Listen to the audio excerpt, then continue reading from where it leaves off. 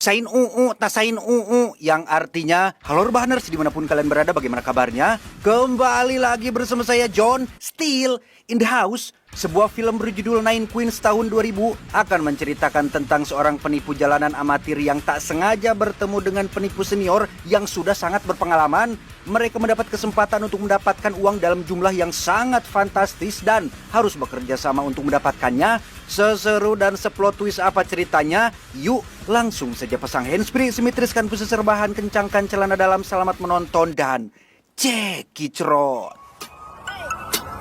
Get it when I get back.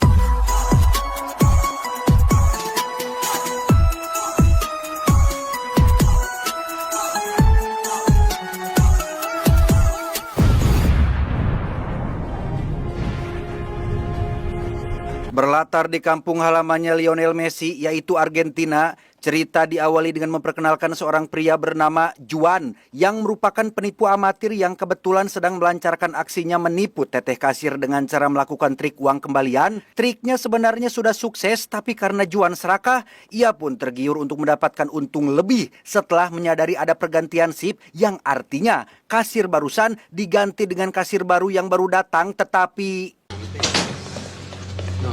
Ten cuidado, Betina, te está haciendo un truco, me sacó la plata. Hijo de puta, llama a la policía, Betina, llama a la policía. nyaris dilaporkan kepada polisi oleh manajer toko. Juan terselamatkan oleh seorang pria bernama Marcos yang kebetulan sedang belanja juga di toko itu. Marcos mengaku sebagai petugas polisi, bahkan menunjukkan senjata api dinas yang dibawanya, di mana Marcos berkata bahwa ia akan mengurus pencuri ini sekaligus mengambil sejumlah uang sebagai barang bukti. Eso es chorrita.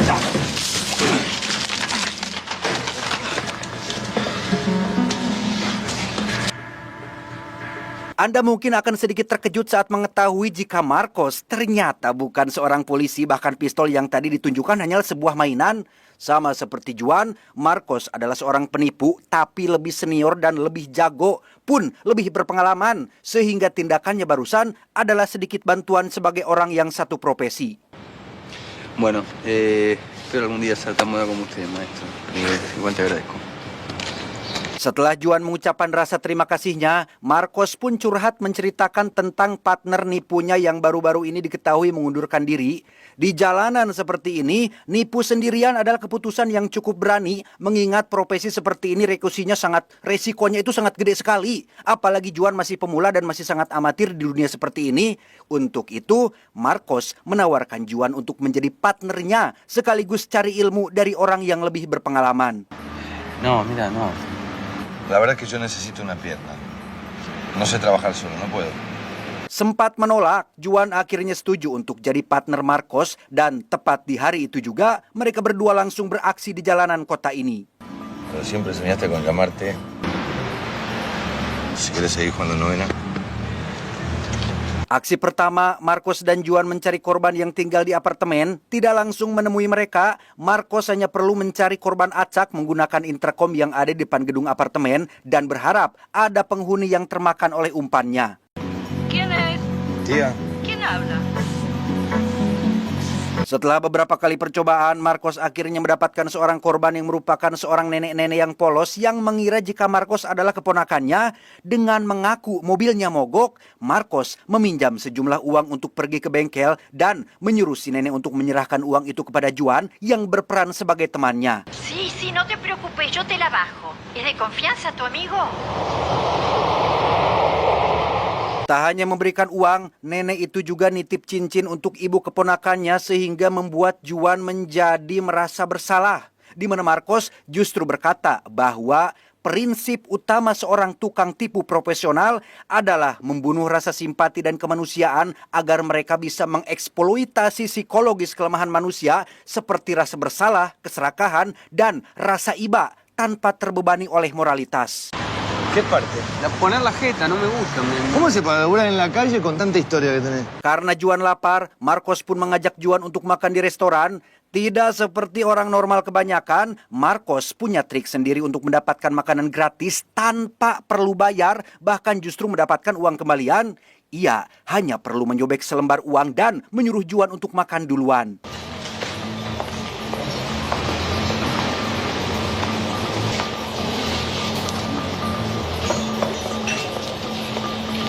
Setelah Juan membayar pakai uang yang sobek sedikit tadi dan mendapat sejumlah kembalian, kini giliran Marcos masuk dan makan sepuasnya. Dengan memanfaatkan ramainya pengunjung restoran, Marcos mengaku sudah membayar makanannya dan pura-pura mengeluarkan dompet supaya sobekan uang yang tadi jatuh secara kebetulan. Sehingga ketika manajer dan pelayan meminta bukti, Marcos hanya perlu menyuruh mereka untuk pergi ke kasir dan memastikan sendiri apakah ada uang yang cocok dengan sobekan tersebut. No, yo no lo acompaño en nada. Usted va a la caja y me trae el vuelto hasta acá. ¿Estamos todos locos?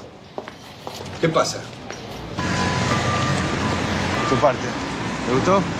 Sukses dengan 2 aksi barusan, Marcos menjadi besar kepala dan semakin yakin dengan prinsipnya untuk membunuh moralitas dalam profesi ini. Masih soal cincin si nenek yang membuat Juan terus merasa bersalah, Marcos ditantang untuk mencuri tas seorang tante-tante dalam waktu 2 menit saja, yang karena Marcos menjawab tidak bisa, Juan pun mengklaim mampu melakukannya dan jika berhasil, cincin itu harus dikembalikan kepada nenek tadi.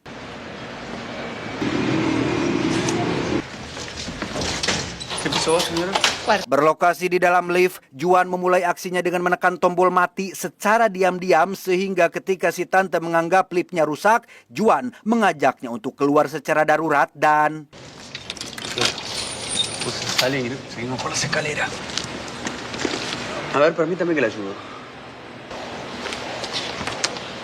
Ya, tas itu tidak jadi dicuri karena memang aksi barusan hanya untuk ajang pembuktian sehingga sesuai kesepakatan, Marcos pun harus menyerahkan cincin si nenek untuk dikembalikan. Masih keras kepala dengan prinsipnya tentang melenyapkan moralitas dan kemanusiaan, Marcos pun membuka sebuah fakta menarik tentang apa saja yang ada di jalanan bahwa selain tukang tipu seperti dirinya, ada sejumlah kelompok atau penjahat yang menyamar menjadi satpam, pemandu, kurir, sales, supir, dan lain sebagainya yang katanya jauh lebih jahat dan tidak punya moral. Chorros, ciegos, miomistas, mecheras, garfios, pungas, mostaceros, lanzas, bagalleros, nah. Karena mulutnya kohal, Marcos pun mengajak Juan ngopi di warung Teh Yuli, yang mana ketika baru pesan kopi, mamang pelayan di sana memberitahu Marcos bahwa tadi pagi ada telepon dari adik perempuannya yang meminta Marcos untuk datang ke hotel tempatnya bekerja dengan alasan ada situasi darurat yang mengharuskannya datang ke sana. Me veo lo de mi hermana, a ver qué pasa. ¿Yo qué hago? Vení conmigo, mi hermana nunca se sabe. Tiba di hotel yang dimaksud, Marcos langsung bertemu dengan adik perempuannya bernama Valeria yang bekerja sebagai resepsionis senior di hotel ini. Alasan Valeria memanggilnya adalah karena ada seorang pria tua yang tiba-tiba jatuh pingsan dan meminta ingin segera bertemu dengan Marcos. Vení.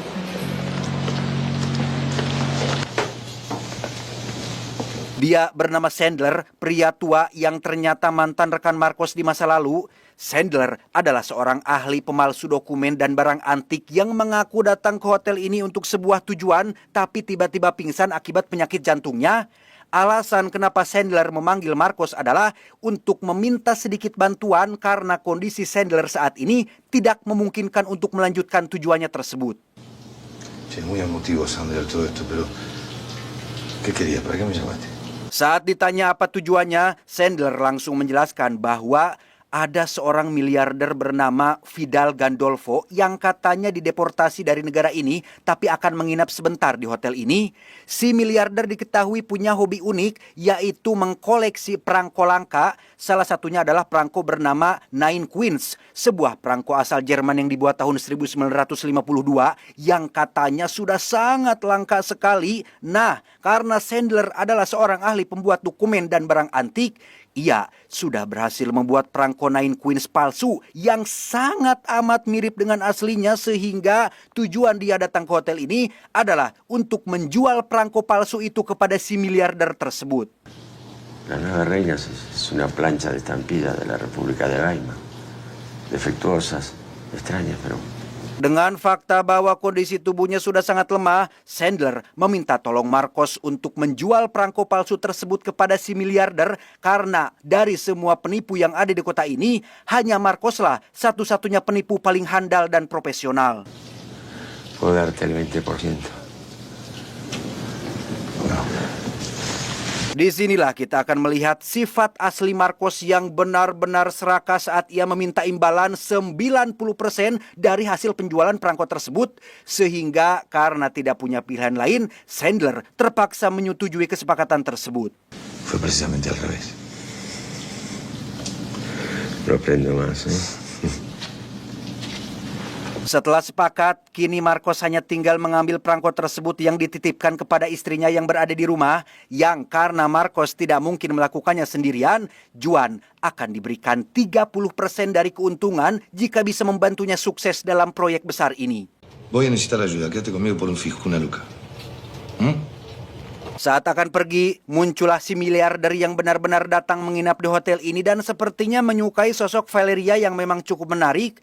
Tak lama, muncullah adik kandung Marcos yang lain bernama Federico yang merupakan anak paling bungsu di keluarga mereka. Federico baru bekerja di sini dan terlihat sangat senang dengan kemunculan Marcos di tempat ini.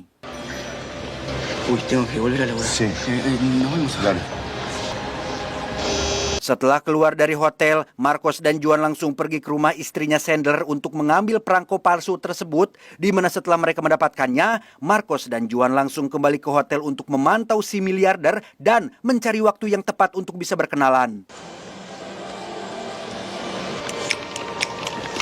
Karena tidak mungkin langsung datang dan menawarkan perangkonya, Marcos punya cara lain supaya si miliarder percaya kepadanya, yaitu dengan mengikuti si miliarder yang pergi ke toilet, pura-pura terteleponan dengan seseorang yang membahas tentang perangkonya untuk membuat seolah si miliarder tak sengaja menguping pembicaraannya. ¿Qué mierda haces acá? Estoy hablando por teléfono. Tak lama, muncullah seorang polisi yang bermaksud menangkap Marcos karena dianggap mencurigakan, di mana si miliarder langsung muncul dan berkata bahwa Marcos dan Juan adalah teman dekatnya yang sengaja diminta datang ke hotel ini. Vos vení conmigo. Y usted espéreme un momento. Sos un hijo de puta. ¿Te gustó? ¿Te gustó? Dan ya, polisi itu ternyata polisi gadungan yang sengaja Marcos perintahkan sebagai taktik untuk membuat si miliarder percaya bahwa Marcos adalah orang jujur dan perangko yang ia bawa benar-benar asli dan sangat berharga. Bertempat di aula hotel, si miliarder pun langsung bertanya tentang perangko Nine Queens yang Marcos sebutkan sewaktu di toilet. Karena besok si miliarder harus meninggalkan negara ini, ia tidak punya banyak waktu untuk bernegosiasi, sehingga jika Marcos dan Juan tertarik untuk menjual perangkonya, mereka diminta datang ke kamarnya sejam lagi. En mi habitación, a las 4. Dengan membawa perangko palsu yang disimpan dalam koper kecil supaya terlihat asli dan berharga, Marcos dan Juan pun mendatangi kamar tempat si miliarder menginap. Di sana sudah ada ahli perangko atau biasa disebut ahli filateli yang dibayar khusus untuk memeriksa keaslian perangko tersebut. Dame.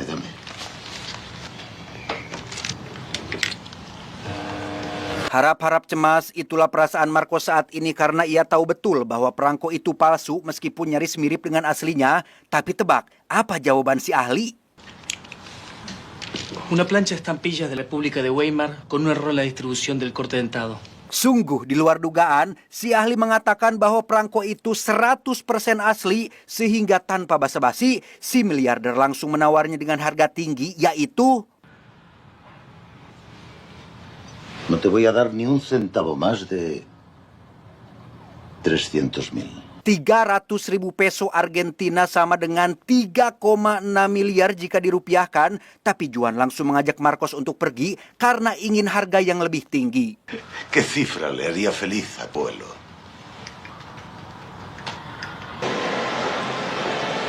Keputusan Juan barusan membuat Marcos sedikit kesal karena terlalu ambil resiko menyia-nyiakan kesempatan. Tapi Juan menjelaskan bahwa ini adalah bagian dari taktik psikologi agar harga perangkonya bisa lebih tinggi. Keluar dari hotel, Marcos dan Juan langsung didatangi oleh si ahli perangko tadi yang tiba-tiba minta bagian 5% karena ternyata ia sebenarnya sudah tahu bahwa perangko itu palsu, tapi sengaja berkata lain supaya bisa dapat untung lebih dari mereka berdua. Yo te llamo. Tak lama setelah si ahli perangko pergi, muncullah tukang jambret yang mencuri koper tersebut, di mana ia mengambil kopernya dan membuang perangko tersebut ke dalam air.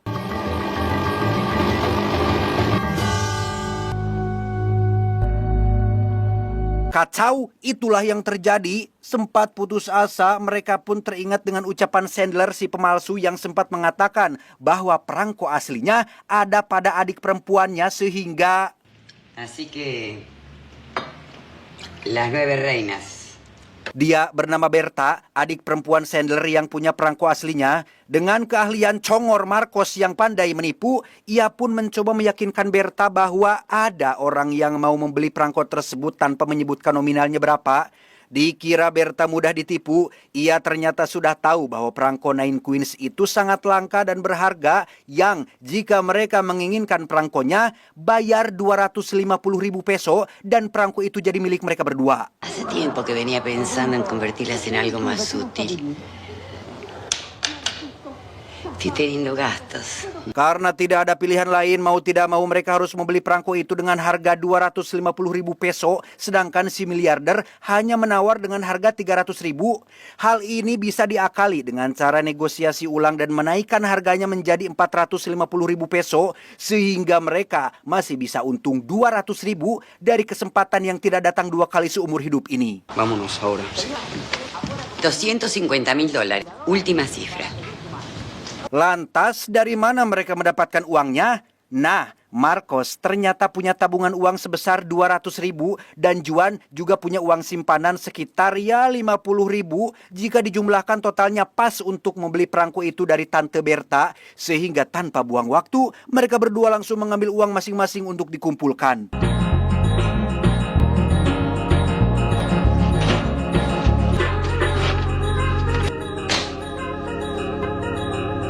Setelah uangnya terkumpul pas 250.000 peso, mereka langsung menyerahkan uangnya kepada Berta. Setelah perangko sudah di tangan, Marcos dan Juan langsung kembali ke hotel untuk melakukan transaksi dengan si miliarder.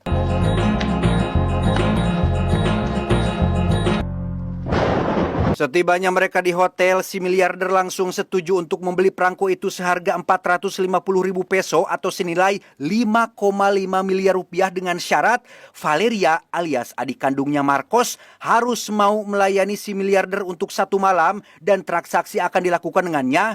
Dengan kata lain, Marcos harus menjual kehormatan adik kandungnya sendiri demi bisa mendapatkan uang 450.000 tersebut. Que ella me suba las estampillas. Pero que sea ella. No recibiré a nadie más. Tak ada opsi lain, Marcos langsung menemui Valeria untuk membujuknya agar mau melayani si miliarder malam ini.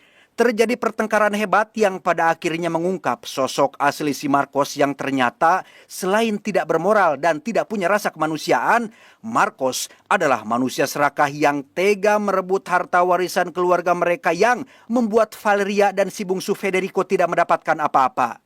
Te voy a ganar el juicio. No quiero la plata. Lo que quiero es que le digas la verdad.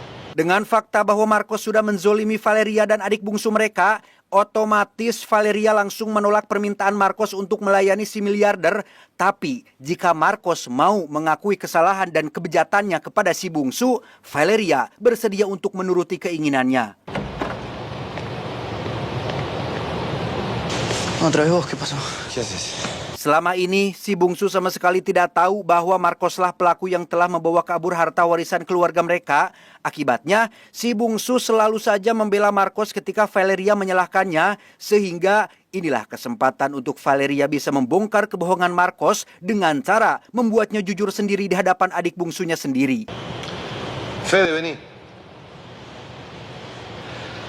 Es una maniobra un poco complicada. Y me presentó como único heredero. Andalo de vida. Acordate que... Setelah permintaannya sudah terpenuhi, Valeria pun langsung membawa koper kosong untuk nantinya diisi uang dan masuk ke dalam kamar si miliarder untuk melayaninya. Sementara Marcos dan Juan hanya perlu duduk manis menunggu Valeria keluar membawa uangnya.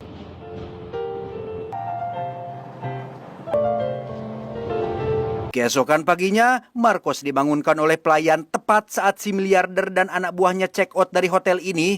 Sempat mencegahnya pergi, Marcos disuruh ambil uangnya sendiri di Valeria sehingga...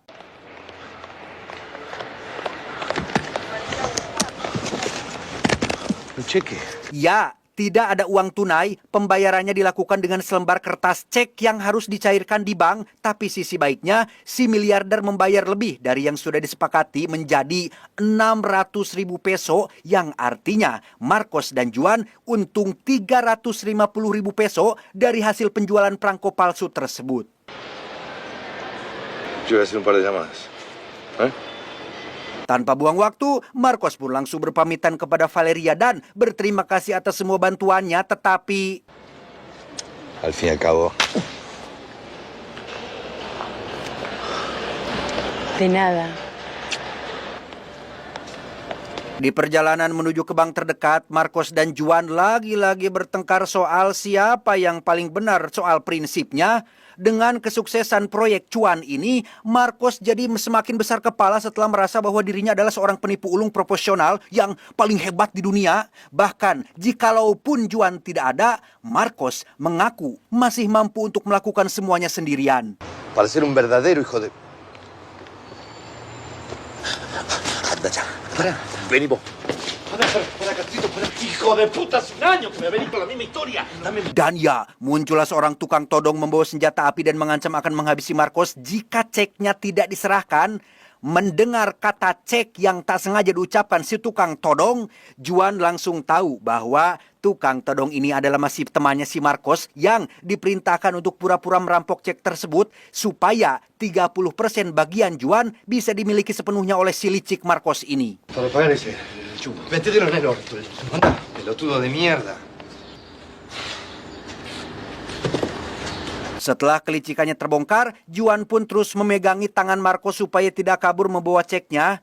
Tiba di bank yang dimaksud, Marcos dan Juan harus gigit jari saat mendengar kabar bahwa bank yang menjadi satu-satunya tempat mencairkan cek tersebut dinyatakan bangkrut dan akan tutup hari ini.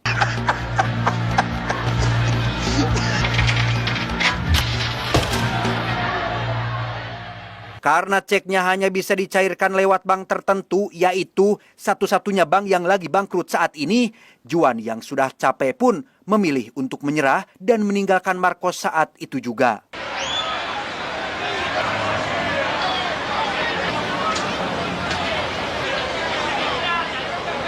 Setelah berpisah dengan Marcos, Juan langsung pergi ke sebuah gudang yang di sana sudah ada beberapa orang menunggunya seperti Berta, si miliarder, Sandler, si pemalsu dokumen, dan semua orang yang pernah Juan jumpai sepanjang hari ini termasuk sosok Valeria yang ternyata adalah tunangan alias calon istrinya sendiri, di mana uang $250.000 yang diberikan kepada Berta pun diambil lagi dan akan dibagi rata untuk semua orang yang sudah terlibat. Está en la familia hace como 100 años. Tamat, ending yang sangat amat mengejutkan. Sungguh sangat plot twist sekali film satu ini dan mungkin membuat Anda bertanya-tanya apa yang sebenarnya sudah terjadi. Mari saya jelaskan. Dalam sepanjang cerita, kita seolah dibuat percaya bahwa Juan hanyalah seorang penipu amatir yang tidak tahu apa-apa, tapi nyatanya dialah mastermind-nya. Juanlah otak dibalik semua yang terjadi dalam cerita ini. Semua orang yang pernah Juan dan Marcos temui adalah orang-orang yang pernah sakit hati oleh perilaku dan sifat serakah Marcos di masa lalu. Mereka semua bekerja sama untuk membalas dendam dan menghancurkan mental Marcos sedadas-dadasnya. Valeria, Sandler, Berta, miliarder, polisi gadungan, tukang jamret, tukang todong, dan semua yang pernah kita lihat sepanjang cerita ini adalah masih bagian dari rencana rahasia yang sudah Juan siapkan. Tapi perlu digarisbawahi, semua orang itu bukan muncul karena kebetulan. Bahkan pertemuan pertama Juan dan si Marcos di minimarket pun itu sudah diatur sejak awal. Juan sengaja memperlihatkan trik uang kembalian di depan Marcos karena ia tahu penipu senior seperti Marcos pasti tertarik melihat calon partner yang dianggap masih amatir dan mudah dikendalikan. Setelah Marcos memakan umpannya, Juan hanya perlu berpura-pura polos, sedikit bermoral, dan sesekali terlihat curiga agar perannya sebagai penipu pemula semakin meyakinkan. Dari sanalah, Marcos dengan sukarela membawa Juan masuk ke kehidupannya sendiri, memperkenalkan cara berpikirnya, membuka rahasia tabungannya, dan pada akhirnya menyerahkan kelemahan terbesarnya, yaitu keserakahan. telepon dari Valeria, Sandler yang pura-pura sakit, perangko palsu, ahli filateli yang minta bagian, koper yang dijamret, sampai perangko yang dibuang ke air, semuanya adalah rangkaian jebakan untuk membuat Marcos percaya bahwa proyek cuan ini benar-benar penuh masalah tak terduga. Padahal setiap masalah sengaja diciptakan supaya Marcos terus merasa sudah terlalu jauh untuk mundur. Inilah teknik psikologi yang biasa disebut sangkos. Semakin banyak tenaga, waktu dan pikiran yang sudah dikeluarkan seseorang, semakin sulit untuk orang itu berhenti meskipun tanda-tanda bahaya sudah terlihat jelas. Marcos yang merasa dirinya paling pintar akhirnya tidak sadar bahwa setiap hambatan justru sedang mendorongnya menuju satu tujuan, yaitu mengeluarkan seluruh uang tabungannya sendiri. Berta kemudian berperan sebagai pemilik perangko asli dan memasang harga 250.000. Marcos hanya punya 200.000 sementara Juan mengaku punya 50.000. Angka yang kebetulan sangat pas supaya Marcos percaya bahwa mereka berdua sama-sama mempertaruhkan seluruh uangnya. Padahal uang milik Juan hanya berputar-putar saja kembali kepada kelompok mereka sehingga uang Marcos benar-benar masuk ke dalam jebakan. Si miliarder lalu meminta Valeria sebagai syarat tambahan bukan semata-mata untuk memperumit transaksi, tetapi untuk memaksa Marcos mengakui kejahatannya soal harta warisan di depan Federico. Jadi dalam satu rencana, mereka bukan hanya berhasil mengambil uang Marcos, tetapi juga berhasil membongkar kebohongan yang selama ini membuat Federico masih menghormati kakaknya sendiri. Pembayaran menggunakan cek dari bank yang bangkrut juga bukan sebuah kebetulan. Salah satu anggota kelompok memang sudah mendapatkan informasi bahwa bank tersebut akan ditutup, bangkrut, sehingga mereka sengaja membuat cek dari bank itu. Bagi Marcos, cek tersebut terlihat resmi dan nilainya bahkan lebih besar dari kesepakatan. Padahal sejak awal, kertas itu memang dirancang supaya tidak akan pernah bisa dicairkan. Yang menarik adalah rencana mereka sebenarnya nyaris rusak bukan karena Marcos sadar sedang ditipu, tetapi karena Marcos justru mencoba menipu Juan dengan menyuruh temannya pura-pura merampok cek. Untungnya Juan sudah membaca kelicikan tersebut dan menyimpan ceknya sendiri sampai mereka tiba di bank. Pada akhirnya, Marcos kehilangan 200.000 peso miliknya, kehilangan kepercayaan Federico, dipermalukan oleh Valeria dan untuk pertama kalinya merasakan sendiri bagaimana rasanya menjadi korban dari eksploitasi psikologis yang selama ini selalu ia banggakan. Sementara itu, Juan kembali ke gudang dan menerima bagiannya. Sandler bahkan menyebut bahwa orang dalam bank yang memberikan informasi soal penutupan akan datang mengambil bayaran, menegaskan bahwa rencana ini disiapkan sangat matang dan melibatkan banyak orang. Kesimpulannya, film ini bukan tentang dua penipu yang bekerja sama menjual perangko palsu, melainkan tentang seorang penipu serakah yang dibuat merasa menjadi pemain utama, padahal sejak awal dirinya lah target dari permainan tersebut. Marcos selalu berkata bahwa seorang penipu profesional harus membunuh rasa simpati, moralitas, dan kemanusiaan supaya bisa memanfaatkan kelemahan orang lain.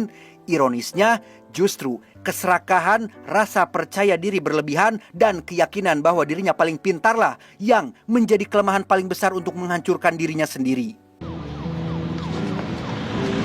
Dan itulah keseluruhan alur cerita film Nine Queens tahun 2000. Sebuah film dengan cerita yang terlihat sederhana, tapi ternyata hampir semua adegannya adalah bagian dari jebakan besar yang baru terasa masuk akal setelah kita mengetahui endingnya.